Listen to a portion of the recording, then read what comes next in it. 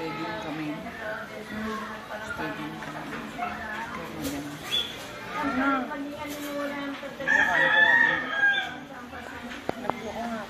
Ito nga ng corona, pinilit na kapanimukhaan ng putra sa pagpapalimpasa sa inyo. Nalagay sa isang pagkahulo ng kahyari at napakusap-usap natin. Mapagit na sa dalawang magnanakaw ng para sa kanila ay painumin ang buminahapan ng sila. At ang tagiliran na sila ng siba, tanguin mo, Panginoon, walang alam sa pagkasakit na limang na ulit. Parang dantian yung kalo ng bibigya sa pagkatuwad sa pagbilusan nila. Yakyat mo siya na matiwasay sa yung pagbalhat na natin siya.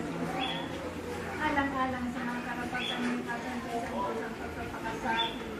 At pagkamatay sa kruwa sa mahirap pinigyan ng pakila sa kumapito wala at kahanan.